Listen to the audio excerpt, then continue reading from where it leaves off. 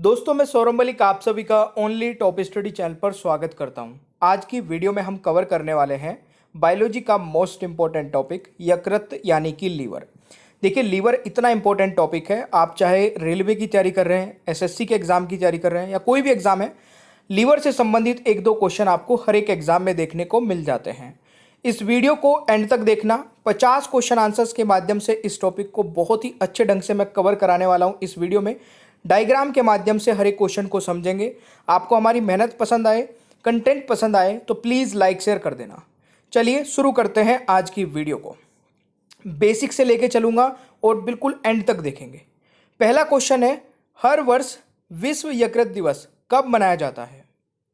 और देखिए इससे पहले मैंने अभी तक ह्यूमन ब्लड, ह्यूमन आई, हार्ट और ब्रेन, इन पर सब पर वीडियो बनाई हुई है। अगर आप लोगों ने नहीं देखी है तो आप यूट्यूब चैनल पे जाकर के ओनली टॉप स्टडी चैनल पे जाकर के एक बार देख लेना, सारी वीडियोस मिल जाएगी। देखिए यकृत दिवस कब मनाया जाता है? 19 अप्रैल को, यानी कि पहले क्वेश्चन का राइट आंसर डी हो जाएगा।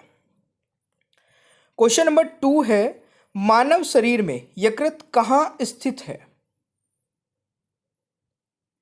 दोस्तों राइट आंसर रहेगा दोस्तों उदर गुहा के ऊपर। यहां पर आप लोग देख सकते हैं और इसको डायग्राम से भी समझ सकते हैं। तो राइट आंसर क्या हो जाएगा? डी हो जाएगा। क्वेश्चन नंबर 3 है, मानव यकृत का भार लगभग कितना होता है? देखिए मानव यकृत का भार दोस्तों 1.2 से लेकर के 1.5 किलोग्राम तक होता है। तीसरे क्वेश्चन का राइट आंसर सी हो जाएगा। मैं आपको और थोड़ा डिटेल में बता देता हूं। वयस्क महिलाओं में लीवर का जो वजन होता है वो 1200 से 1400 ग्राम तक हो सकता है, महिलाओं की अगर बात की जाए। वहीं पर अगर पुरुषों की बात की जाए तो 1400 से 1500 ग्राम तक हो सकता है। तो ये आपको याद रखना है। पुरुषों का जो यकृत होता है दोस्तों, उसका वजन महिलाओं से थोड़ा सा ज्यादा होता है। क्वेश्चन नंबर 4 है, पित्त रस का पीएच क्या होता है? देखिए इस क्वेश्चन का राइट आंसर रहेगा, इसमें भी पित्त रस का जो पीएच होता है दोस्तों 7.5 से लेकर के 8.5 तक होता है। राइट आंसर बी हो जाएगा। पित्त रस का पीएच दोस्तों 7.5 से 8.5 होता है। यह मान पित्ताशय के पीएच से ज़्यादा होता है। ठीक है, ये आपको याद रखना है।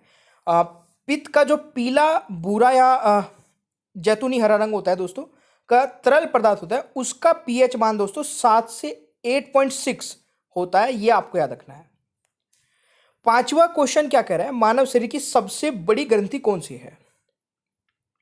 तो सही आंसर हो जाएगा दोस्तों यकृत, यानी कि B is the right answer. तो ये आपको याद रखना है। देखिए आप लोग अगर सीरियसली किसी भी एग्जाम की तैयारी कर रहे हैं तो सबसे पहले ओनली टॉप स्टडी चैनल को सब्सक्राइब कर लीजिए, क्योंकि यहीं पर आपको हर एक टॉपिक पर वीडियो प्रोवाइड करी जाती है। दोपहर में 2 बजे, सुबह 6:30 बजे करंट अफेयर और रात में 9 बजे टेस्ट। अब ये जो हमारी मास्टर पीडीएफ है दोस्तों, ये हमने इसी प्रकार से बनाई है। किस प्रकार से? इसमें हमने सारे सब्जेक्ट लिए हैं और सारे सब्जेक्ट को टॉपिक वाइज टॉपिक कवर किया है। आपको हर एक सब्जेक्ट के टॉपिक वाइज क्वेश्चन आंसर्स मिलेंगे। मात्र 199 रुपए में पूरी लाइफ टाइम के लिए इस पीडीएफ को आप ले सकते हैं, यानी कि 10 ई बुक का सेट केवल 199 रुपए में। एक पीडीएफ का प्राइस पड़ गया 20 रुपए पूरी लाइफ टाइम के लिए। इससे बेस्ट और इससे सस्ती पीडीएफ नहीं हो सकती है। इसका लिंक डिस्क्रिप्शन बॉक्स में भी है। आप हमारे इस नंबर पे अगर व्हाट्सएप पे मैसेज करते हैं, बस मैसेज में ध्यान रखना हाय हेलो मत करना, डायरेक्ट जाके लिख देना मास्टर पीडीएफ। जैसे आप ये लिखेंगे तो आपको एक बारकोड मिलेगा और बारकोड पर पेमेंट करते तुरंत पीडीएफ मिल जाएगी। ये नंबर हर एक स्लाइड में लिखा हुआ मिलेगा। छठा क्वेश्चन क्या कह रहा है, यकृत से जुड़ी एक छोटी बैग जैसी संरचना को क्या कहा जाता है? तो यहां पर आप दोस्तों देख रहे होंगे, ये छोटी सी संरचना है, ये इसको ऊपर भी निकाल के दिखाया। इसको बोलते हैं दोस्तों पित्ताशय, गोल ब्लैडर। तो छठे क्वेश्चन का राइट आंसर बी हो जाएगा। ये आपको याद रखना है। ये इस प्रकार से क्वेश्चन पूछा जा चुका है पहले एग्जाम में, तो इसीलिए मैंने बिल्कुल एज इट इज लिया है। सातवां क्वेश्चन है, पित्ताशय में क्या संचित होता है? दोस्तों पित्ताशय में क्या संचित होता है दोस्तों? इस क्वेश्चन का राइट आंसर है बाइल जूस, यानी कि पित्त का रस। तो राइट आंसर दोस्तों ए हो जाएगा 7वें क्वेश्चन का सही आंसर। अगला क्वेश्चन आता है, निम्न में से किस विटामिन का निर्माण मानव यकृत में होता है? दोस्तों इस क्वेश्चन का सही आंसर रहेगा, देखिए डायग्राम से समझने में बड़ी आसानी मिलती है। जब आप हर बार हर एक क्वेश्चन के साथ में डायग्राम देखते हैं, कहाँ पे लीवर है, कहाँ पे गोल ब्लैडर है, ये सारी चीज़ें देखते हैं तो आपको धीरे धीरे लास्ट तक याद हो जाती है। इसमें अगर विटामिन की बात की जाए तो विटामिन ए है, राइट आंसर ए रहेगा। अगला क्वेश्चन आता है, यकृत यानी कि लीवर द्वारा बनाए गए प्रोटीन कौन से हैं जो रक्त स्कंदन के लिए अनिवार्य है? तो राइट आंसर रहेगा दोस्तों, राइट आंसर हो जाएगा प्रोथ्रोम्बन और फाइब्रोंजन, यानी कि उपरोक्त दोनों रहेंगे दोस्तों। राइट आंसर सी हो जाएगा। 10वां क्वेश्चन है, यकृत शरीर में किससे संबंधित एक अंग है? दोस्तों यकृत शरीर में पाचन तंत्र से संबंधित अंग है, पाचन तंत्र में ही ये आता है सारा, तो राइट आंसर डी हो जाएगा। ठीक है, यह वसा को पायसीकृत करने में मदद करता है और वसा को विघटित करता है, तो ये डाइजेस्टिव सिस्टम में ही आ जाता है। यकृत से संबंधित अध्ययन को क्या कहा जाता है? ये भी आ चुका है एग्जाम में, हेप्टोलॉजी। राइट आंसर डी रहेगा। अच्छा, आप में से काफ़ी सारे स्टूडेंट पूछ रहे हैं कि सर एनटीपीसी के लिए आप सेपरेट वीडियो नहीं लेकर आ रहे हैं। अब सेपरेट बताइए किस लिए लेकर आए, जब सारी चीज़ें मैं आपको टॉपिक वाइज टॉपिक कवर करा रहा हूँ, चाहे आप एनटीपीसी की तैयारी कर रहे हैं या रेलवे के किसी भी एग्जाम की है या एसएससी का कोई भी एग्जाम है, सारी वीडियोस देखिए, पूरा कोर्स कंप्लीट कवर करा दूंगा। सही आंसर आएगा दोस्तों, कौन सा वर्णक पाए जाते हैं? तो यहां पर राइट आंसर हो जाएगा दोस्तों बिलीरुबिन, यानी कि पीला वर्णक, और बिलीवर्डिन यानी कि हरा वर्णक, उपरोक्त दोनों। राइट आंसर सी हो जाएगा, 12वें क्वेश्चन का सही आंसर। अगला क्वेश्चन आता है, यकृत द्वारा किस प्राकृतिक रक्त प्रतिस्कंदन का निर्माण किया जाता है? राइट आंसर रहेगा हिपेरिन, यानी कि बी राइट आंसर हो जाएगा दोस्तों। अगला क्वेश्चन आता है, कार्बोहाइड्रेट के रूप में यकृत में संग्रहित अपचय भोजन को क्या कहा जाता है? राइट आंसर दोस्तों ग्लाइकोजन कहा जाता है, सी राइट आंसर हो जाएगा। हेपेटाइटिस किसके द्वारा फैलता है? विषाणु द्वारा, राइट आंसर ए हो जाएगा दोस्तों।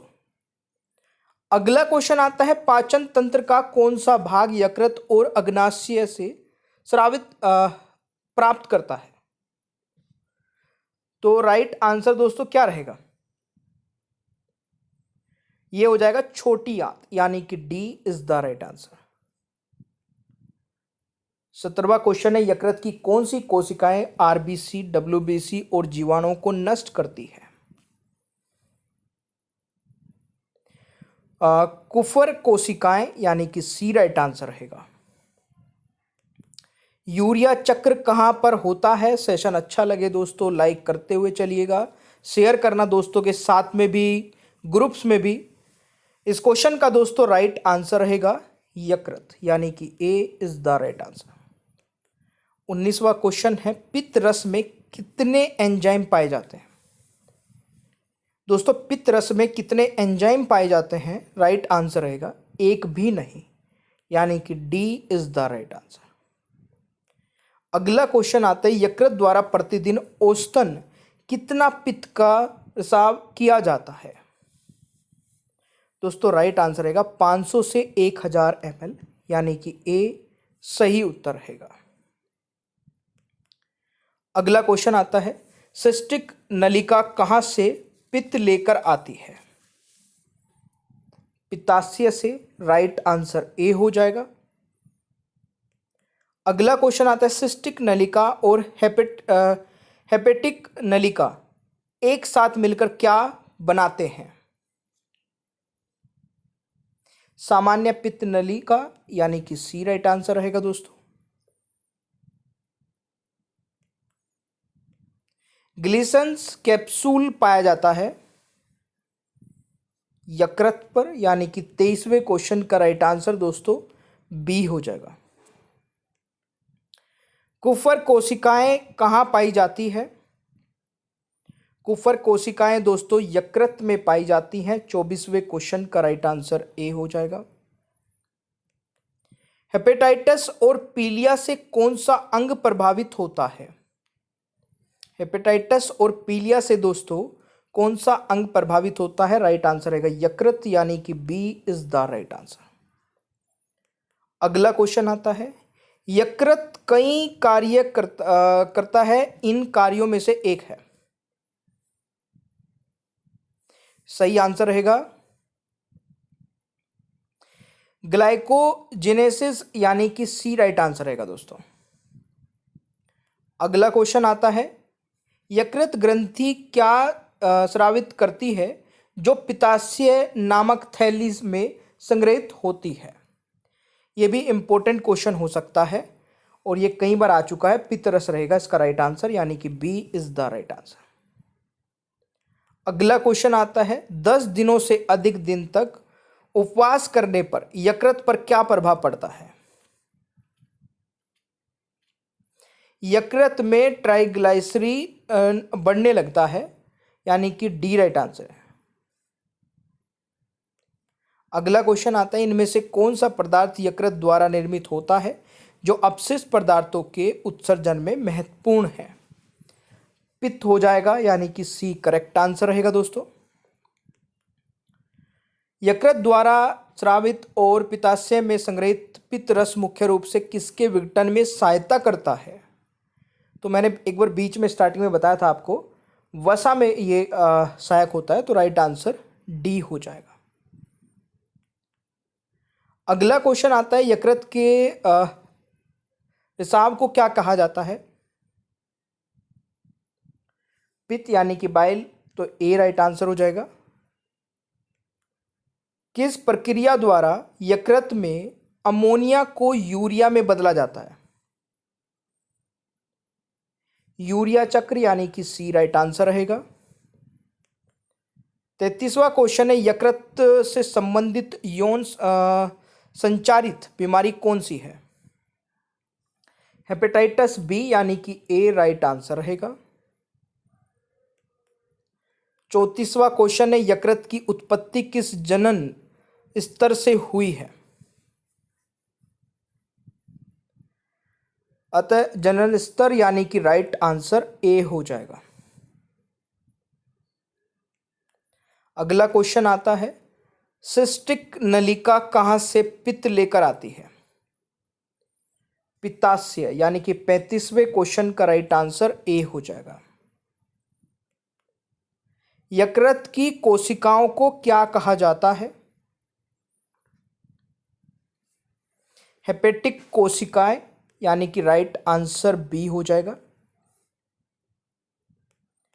अगला क्वेश्चन है, सामान्य पित्त नलिका और अग्नाशयी नलिका एक साथ मिलकर किसका निर्माण करती है?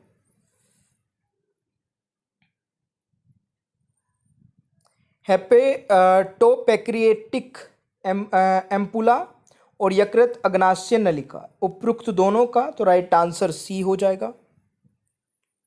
अगला क्वेश्चन है, मानव शरीर में जंतु स्टार्च किससे कहा जाता है? ग्लाइकोजन को, यानी कि डी राइट आंसर रहेगा। मानव शरीर में जंतु स्टार्च किसे कहा जाता है? तो राइट आंसर रहेगा दोस्तों, मानव शरीर में जंतु स्टार्च कहा जाता है ग्लाइकोजन को, यानी कि डी राइट आंसर रहेगा। पित्त रस में कौन से लवण होते हैं जो वसा का पायसीकरण करते हैं? सोडियम ग्लाइकोलेट और सोडियम टेरोकोलेट, यानी कि उपरोक्त दोनों, राइट आंसर सी रहेगा। सिरोसिस एक यकृत रोग है जो एक यकृत की असामान्य संरचना और कार्यप्रणाली द्वारा वर्णित है। इसका मुख्य रूप से निदान किसके द्वारा किया जाता है? इसका निदान दोस्तों किया जाता है लीवर बायोप्सी से, यानी कि राइट आंसर बी हो जाएगा। अगला क्वेश्चन है, पित्त का मुख्य कार्य क्या है? वसा का पायसीकरण करना, राइट आंसर सी हो जाएगा। पित्त यानी कि बाइल का मुख्य घटक क्या है? जल, लवण, बिलिरुबिन, सोडियम कार्बोनेट, उपरोक्त सभी। तो राइट आंसर ई हो जाएगा। लीवर को पोषक तत्व युक्त रक्त की आपूर्ति करने के लिए कौन सी सिरा जिम्मेदार है? यकृत द्वारा नलिका, यानी कि दोस्तों डी राइट आंसर हो जाएगा। यकृत में निर्मित होने वाले उस पदार्थ का नाम बताइए जो रुधिर वाहिनियों में रुधिर को जमने से रोकता है। हिपेरिन, यानी कि सी राइट आंसर रहेगा। 45वां क्वेश्चन है, निम्नलिखित में से क्या ग्लूकोज को ग्लाइकोजन और अमीनो एसिड को प्रोटीन में परिवर्तित करता है? यकृत, यानी कि ए राइट आंसर रहेगा। यकृत सीरम में महत्वपूर्ण प्रोटीन एल्बुमिन के उत्पादन के लिए कौन सा अंग जिम्मेदार है? 46वें क्वेश्चन का राइट आंसर यकृत हो जाएगा, यानी कि सी इज द राइट आंसर। अमीनियों के निर्माण के लिए अमीनो अम्ल का अमीनोहरण कहां पर होता है? राइट आंसर रहेगा दोस्तों यकृत में, यानी कि ए राइट आंसर रहेगा। अगला क्वेश्चन है, ग्लाइकोजन कहां संचित होता है? दोस्तों राइट आंसर रहेगा यकृत में और कंकाल की मांसपेशियों में, यानी कि उपरोक्त दोनों। तो राइट आंसर सी हो जाएगा। अगला क्वेश्चन आता है, पित्त वर्णक जमा होने के कारण त्वचा और आंखों के पीली हो जाती है, जिस कारण यकृत प्रभावित होता है। निम्नलिखित में से किस पाचन विकार का वर्णन यहाँ किया गया है? तो राइट आंसर रहेगा पीलिया हो जाता है तब। Right answer is D. ये 50 में से आप लोगों ने सही कितने किए हैं कमेंट बॉक्स में अपना स्कोर बताइएगा। यकृत से संबंधित यौन संचारित बीमारी कौन सी है? एक टेस्ट क्वेश्चन है जिसका आंसर सभी को कमेंट बॉक्स में बताना है। ओनली टॉप स्टडी ऐप नहीं डाउनलोड किया तो उसको डाउनलोड कर लेना, यहाँ पर टेस्ट सीरीज मिल जाती है। मास्टर पीडीएफ लेनी है तो ये नंबर है, इसको नोट कर लीजिए 8006016626। इस नंबर पे जाके बस हमें एक मैसेज कर देना मास्टर पीडीएफ, आपको तुरंत ही एक बारकोड मिलेगा। बारकोड पर 199 रुपये का पेमेंट करते ही ये सारे सब्जेक्ट की टॉपिक वाइज टॉपिक पीडीएफ आपको व्हाट्सएप पर मिल जाएगी। सेशन अच्छा लगे तो लाइक शेयर करिए, चैनल पर नए हैं तो सब्सक्राइब करिए, बेल आइकन को ऑन रखिए ताकि आगे आने वाली कोई भी वीडियो मिस ना हो। Thank you so much, bye bye everyone.